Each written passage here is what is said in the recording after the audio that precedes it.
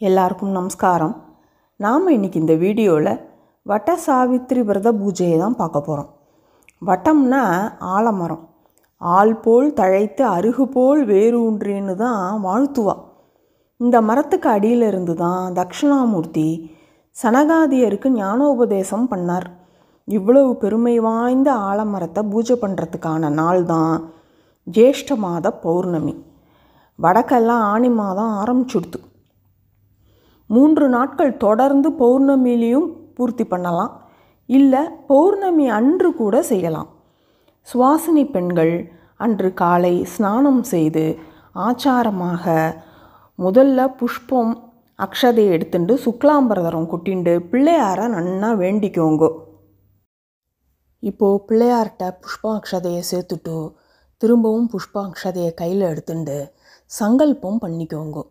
மம ஜன்ம ஜன்மணி அவைதவ்ய பிராப்தயே பர்த்து ஷிராயுராரோக்கிய சம்பதாதி பிராப்தி காமனயா சாவித்ரி விரதம் கரிஷ்யே அப்படின்னு ஒரு உதர்ணி ஜலம் சேர்த்து கீழே விட்டுடுங்கோ. இப்படி சங்கல்பம் பண்ணிட்டு பக்கத்தில் இருக்கிற ஆலமரத்துக்கு ஒரு குடம் அல்லது செம்பு நிறைய ஜலம் எடுத்துக்கோங்க. எவ்வளவு முடியுமோ எடுத்துக்கோங்க.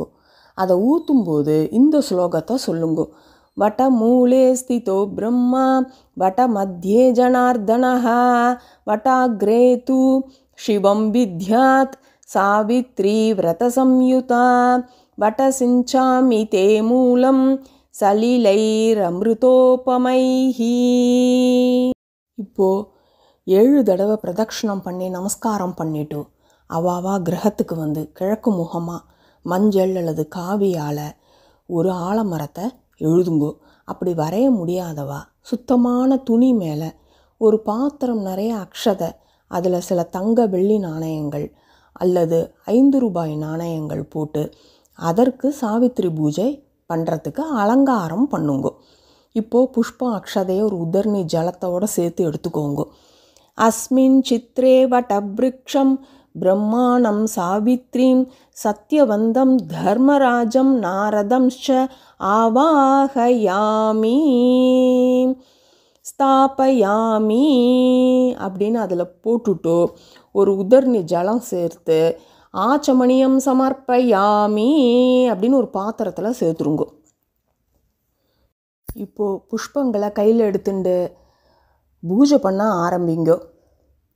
திரிபுரா ரகசியோக்தம் அஸ்ய ஸ்ரீ சௌபாகிய அஷ்டோத்திர சதைஸ்ய ஸ்ரீ சிவரிஷிः அனுஷ்டுப் சந்தः ஸ்ரீ லலிதாம்பிகா தேவதா மாணிக்ய வீணாமுபலாலயந்தீம் மதாலசாம் மஞ்சுளவாக்விலாசாம் மாஹேந்திர நீலத்யுதி கோமளாங்கி மாதங்க கன்யாம் மனசா ஸ்மராமி சதுர்புஜே சந்திரகலாவதம்சே குச்சோன்னதே குங்குமராகசோனே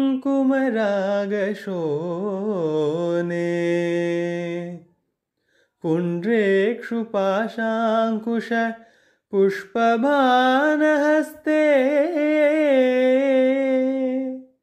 நமஸ்தே ஜகதேகமாதா.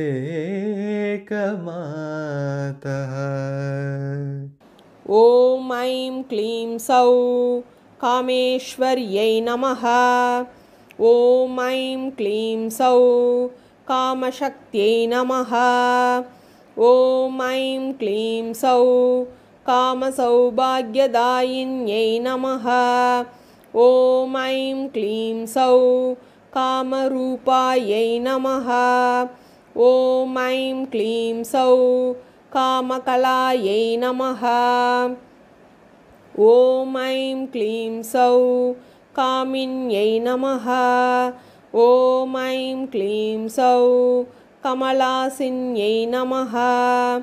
ॐ ऐं क्लीं सौः कमलायै नमः।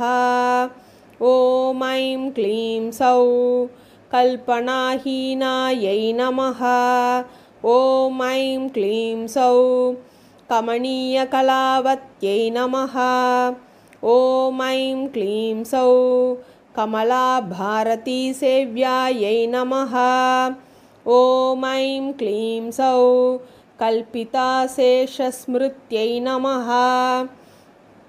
ॐ ऐं क्लीं सौः अनुत्तरायै नमः। ॐ ऐं क्लीं सौः अनगाय नमः। ॐ ऐं क्लीं सौः अनन्तायै नमः। ॐ ऐं क्लीं सौः अद्भुतरूपायै नमः। ॐ ऐं क्लीं सौः अनलोद्भवायै नमः। ॐ ऐं क्लीं सौः अतिलोकचरित्रायै नमः। ॐ ऐं क्लीं सौः अतिसुन्दर्यै नमः। ॐ ऐं क्लीं सौः अतिशुभप्रदायै नमः। ॐ ऐं क्लीं सौः अकहन्तर्यै नमः। ॐ ऐं क्लीं सौः अतिविस्तारायै नमः। ॐ ऐं क्लीं सौः अर्चनातुष्टायै नमः। ॐ ऐं क्लीं सौः अमितप्रभायै नमः। ॐ ऐं क्लीं सौः एकरूपायै नमः। ॐ ऐं क्लीं सौः एकवीरायै नमः। ॐ ऐं क्लीं सौः एकनादायै नमः। ॐ ऐं क्लीं सौः एकान्तर्चनप्रियायै नमः। ॐ ऐं क्लीं सौः एकस्यै नमः। ॐ ऐं क्लीं सौः एकभावतुष्टायै नमः। ॐ ऐं क्लीं सौः एकरसायै नमः। ॐ ऐं क्लीं सौः एकान्तजनप्रियायै नमः। ॐ ऐं क्लीं सौः एतमानप्रभावायै नमः। ॐ ऐं क्लीं सौः एतद्भक्तपादगनाशिन्यै नमः। ॐ ऐं क्लीं सौः एलामोदसखायै नमः। ॐ ऐं क्लीं सौः येनोत्रिचक्रायुधसंस्थितायै नमः। ॐ ऐं क्लीं सौः ईहाशून्यायै नमः। ॐ ऐं क्लीं सौः ईप्सितायै नमः। ॐ ऐं क्लीं सौः ईशादिसेव्यायै नमः। ॐ ऐं क्लीं सौः ईशानवराङ्गनायै नमः। ॐ ऐं क्लीं सौः ईश्वराण्याम्बिकायै नमः। ॐ ऐं क्लीं सौः ईकारभाव्यायै नमः। ॐ ऐं क्लीं सौः ईप्सितफलप्रदायै नमः। ॐ ऐं क्लीं सौः ईशानायै नमः। ॐ ऐं क्लीं सौः ईतिहरायै नमः। ॐ ऐं क्लीं सौः ईक्षायै नमः। ॐ ऐं क्लीं सौः ईक्षतरुणाक्ष्यै नमः। ॐ ऐं क्लीं सौः ईश्वरेश्वर्यै नमः। ॐ ऐं क्लीं सौः ललितायै नमः। ॐ ऐं क्लीं सौः ललनारूपायै नमः। ॐ ऐं क्लीं सौः लयहीनायै नमः। ॐ ऐं क्लीं सौः लसत्तनवे नमः। ॐ ऐं क्लीं सौः लयसर्वायै नमः। ॐ ऐं क्लीं सौः लयक्षोण्यै नमः। ॐ ऐं क्लीं सौः लयकर्तर्यै नमः। ॐ ऐं क्लीं सौः लयात्मिकायै नमः। ॐ ऐं क्लीं सौः लघिमायै नमः। ॐ ऐं क्लीं सौः लघुमध्याट्यायै नमः। ॐ ऐं क्लीं सौः ललमाणायै नमः। ॐ ऐं क्लीं सौः लघुधृतायै नमः। ॐ ऐं क्लीं सौः हयारूढायै नमः।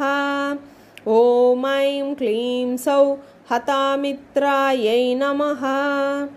ॐ ऐं क्लीं सौः हरकान्तायै नमः।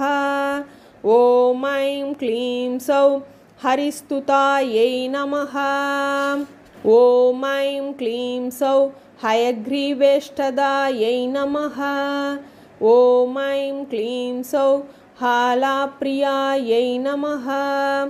ॐ ऐं क्लीं सौः हर्षसमुद्भवायै नमः। ॐ ऐं क्लीं सौः हर्षणायै नमः। ॐ ऐं क्लीं सौः हल्लकापाङ्क्यै नमः। ॐ ऐं क्लीं सौः हस्त्यन्तैश्वर्यदायिन्यै नमः। ॐ ऐं क्लीं सौः हलहस्तार्चितपदायै नमः। ॐ ऐं क्लीं सौः हविर्दान्प्रसादिन्यै नमः। ॐ ऐं क्लीं सौः रामायै नमः। ॐ ऐं क्लीं सौः रामार्चितायै नमः। ॐ ऐं क्लीं सौः राज्ञै नमः। ॐ ऐं क्लीं सौः रम्यायै नमः। ॐ ऐं क्लीं सौः रवमय्यै नमः। ॐ ऐं क्लीं सौः रत्यै नमः। ॐ ऐं क्लीं सौः रक्षिण्यै नमः। ॐ ऐं क्लीं सौः रमण्यै नमः। ॐ ऐं क्लीं सौः राकायै नमः। ॐ ऐं क्लीं सौः रमणीमण्डलप्रियायै नमः। ॐ ऐं क्लीं सौः रक्षिताखिललोकेशायै नमः। ॐ ऐं क्लीं सौः रक्षोगणनिषूदिन्यै नमः। ॐ ऐं क्लीं सौः अम्बायै नमः। ॐ ऐं क्लीं सौः अन्धकारिण्यै नमः।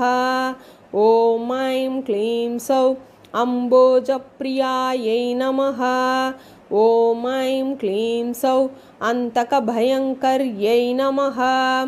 ॐ ऐं क्लीं सौः अम्बुरूपायै नमः। ॐ ऐं क्लीं सौः अम्बुजकरायै नमः। ॐ ऐं क्लीं सौः अम्बुजजातवरप्रदायै नमः। ॐ ऐं क्लीं सौः अन्तःपूजाप्रियायै नमः। ॐ ऐं क्लीं सौः अन्तःस्वरूपिण्यै नमः। ॐ ऐं क्लीं सौः अन्दर्भसोमय्यै नमः। ॐ ऐं क्लीं सौः अन्धकारादिवामाङ्कस्थितायै नमः। ॐ ऐं क्लीं सौः अन्तःसुखरूपिण्यै नमः। ॐ ऐं क्लीं सौः सर्वज्ञायै नमः। ॐ ऐं क्लीं सौः सर्वकायै नमः। ॐ ऐं क्लीं सौः सारायै नमः। ॐ ऐं क्लीं सौः समायै नमः। ॐ ऐं क्लीं सौः समसुखायै नमः।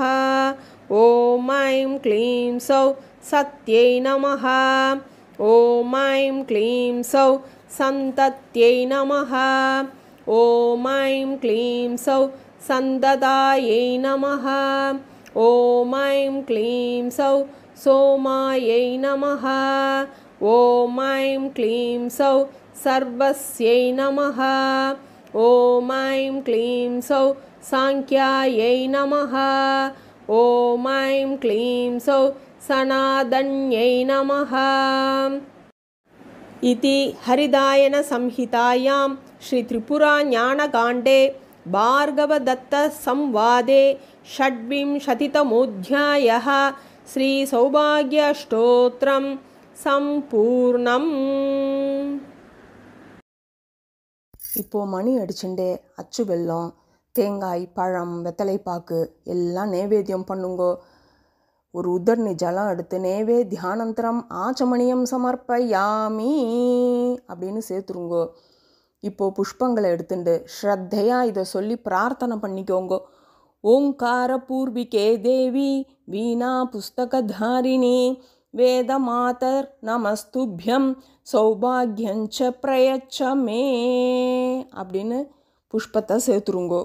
இப்போது சுத்தமான ஜலத்தால் அர்க்கிய பிரதானம் பண்ண ஆரம்பிக்கணும். இடது கையில் சொம்பு வச்சுண்டு வலது கையில் புஷ்பம் அக்ஷதையை எடுத்துக்கோங்க.